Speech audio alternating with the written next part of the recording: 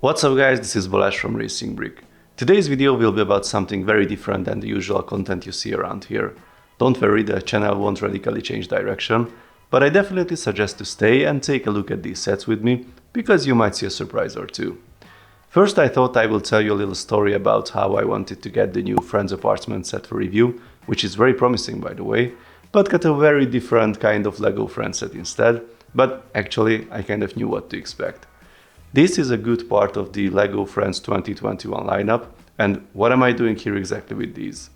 Well, honestly, I have experience with most of the different LEGO product lines, either because I had or have them, or my kids play with them. We have Duplo, City, Minecraft, Ninjago, Marvel, Jurassic World, and a tons of other things around here. One theme that I totally missed so far was LEGO Friends. Apparently, I'm not really the target audience, and my daughter just turned 4, so she was mostly playing with Duplo so far, and of course with the dinosaurs and superheroes she took from her older brother. Anyway, there was an opportunity for me to take a closer look at some of these new sets. I have to confess that I did not build most of these myself. I had a strong family support. But I checked closely the parts and the building techniques, and I want to share with you my opinion and also highlight some interesting details. We have a high variety of sets here, from the very small ones up to the $100 range, which is currently the maximum in this product line. Let's start with the smallest set and some basics. This is the 41677 Forest Waterfall, a small set for $10, which is already recommended for 5-year-old kids. It is a very quick build, you get a small seam, but it has quite a lot of details and play options for the price. Just for comparison, this small city buggy was available for the same price, and I know that it is a vehicle and a completely different concept, but it's interesting to see what can be done with roughly the same amount of LEGO pieces with a different approach. There's a campfire with a marshmallow on a stick, stumps to sit down, a small bridge, some nice trees with a squirrel, and the waterfall itself. There's even some hidden treasure behind the waterfall. I really like how the water is represented with this transparent hinged element, and the structure of the trees is also new for me. The scooter is a nice addition, but feels a bit out of place. I don't know what kind of roads are there in the Danish forests, but I wouldn't try to ride a scooter in our forest for sure. About the minifigs, or so-called Minidolls. First of all, they are much taller than the regular minifigs, and have more details as well. They all have names, so the backstory is much stronger in this theme. The details are nice, they have stud connections on the legs and on their head to connect the hairpiece, and the hand is similar to the minifigs. The arms move independently, by the way.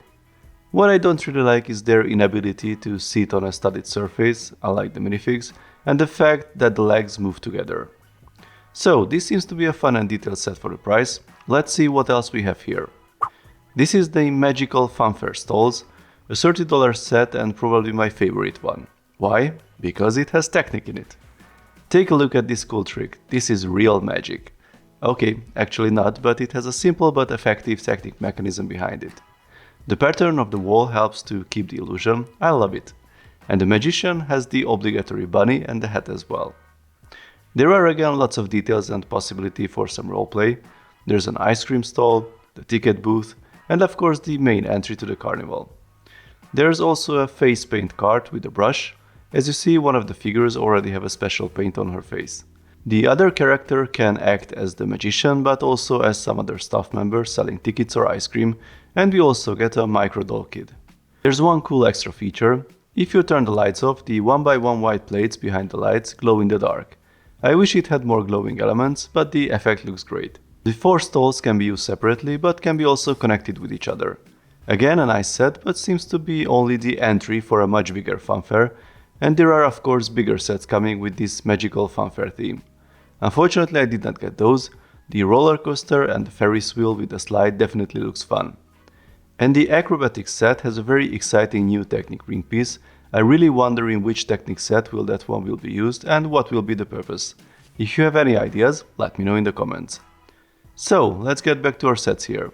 This is the Heart Lake City School, a much bigger set with a real building for $60. As I see, these bigger sets have a dollhouse feeling, with a nice facade and plenty of details on the inside.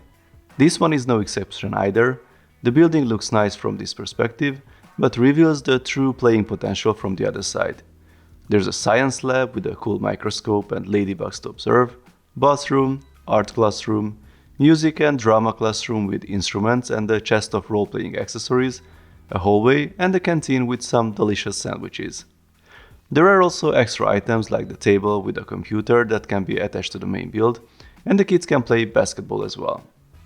This set is really about role-playing in the school.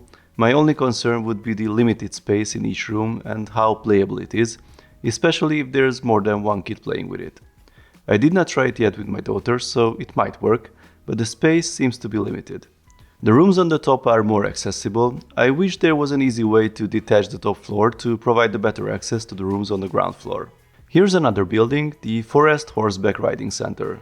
It is a $70 set with a ranch that is kind of comparable in size with the school, although it has a different layout. I have to say I prefer this building over the school. The interior is simply more accessible with the high ceiling on the ground floor and the recessed second floor. We get 3 figures with 3 horses and a dog. It is actually a guide dog as one of the characters is visually impaired. She also has a white cane. A nice touch from LEGO to include more and more different characters in their sets. There are also tons of accessories and other animals. The horses are nice and detailed, but unfortunately their legs are fixed, only the neck moves. The campfire and the marshmallows appear in this set as well. The interior of the house has tons of play options. The lower section is for the horses, the upper floors are for the guests. My favorite detail is the weather vane on the top of the building that actually rotates, and the part usage for the haystacks prepared for the horses. This is a very different environment now, the Surfer Beachfront. This is also a $70 set, very colorful, and it comes with a cool open-top beach buggy that can hold all the accessories. Another cool feature I found in the car, if the Minidolls have no stud connections for sitting, then these pieces will hold their legs in place and they won't fall out of the car. Now this is a set that has so many details, you can spend a lot of time just discovering them. We have the beach outside with some plants and cute animals, an ice cream shop with the innovative usage of a city car windshield and a very detailed interior. There's also a beach gear rental store next to it with a wide range of accessories. The top floor has a tiny apartment and a nice open terrace with some party equipment. There's even a small rooftop garden with again some genius part usage, like the minifig head, which is a watermelon I think, and the brick-built watering can. And here comes the biggest set of this batch, the Heart Lake City Grand Hotel. The price is $100, so this set is definitely a more serious build. The facade of the hotel already has plenty of details. I'm sure this style won't match everybody's taste, but the attention to detail can be definitely respected. The main entry with the functional revolving door is a cool feature for sure. If we take a look inside, there's a reception desk with a computer, but also an old school telephone, a piano, and a nice fireplace on the other side. The rooms on the first floor are symmetrical with some small differences only, and there's a bigger penthouse suite on the top with a terrace and a spa. There are also other accessories like the fountain, the outdoor dining area, and so on. One special feature of this set is the ability to change the seasons. This is the setup for the summer, but it is also possible to change the scene for a fall or winter setup. We get lots of additional pieces for that.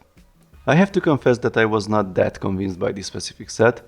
The size is impressive, but I think the Forest Horseback Riding Center or the Beach House is more playable. All in all, I'm pretty impressed by these sets. They really seem to have tons of tiny playable details, even the smaller ones. If I compare them with city sets at this scale and price point, I think these actually have more play features. About the age ratings, I have some doubts honestly from the building point of view, although I don't have the audience around here with the matching age, as my daughter is younger and my son is much older. I'm not sure if all kids would like the building part with all the tiny little details and the bigger buildings, or these sets are eventually built by parents and played by kids afterwards. If you have experience with friend sets, please let me know in the comments. I would say that my overall experience is good so far, although I still have my concerns about the playability of the small rooms in the bigger buildings. Interestingly, some of the buildings have easily removable floors, like the Horseback Riding Center or the Beach House. That's weird because the riding center's interior was already easier to access, and I'm not sure why this feature was not implemented in the hotel or in the school, which has pretty tiny rooms. It is also worth to mention that the smaller sets seem to have more cool functional details than the bigger ones that are focusing more on building a dollhouse-like setup. And I'm also a bit worried about all the tiny loose parts and accessories. I'm sure it will be a challenge to keep everything together. So this was my first take on these friend sets. Going forward we will test the play features with the kids and share the experience with you later on. I can already say that you really should consider these if you are looking for some role-playing experience with the kids. It's pretty different from the regular city sets, but if you are looking for something with more details and less vehicles, then they definitely worth a try.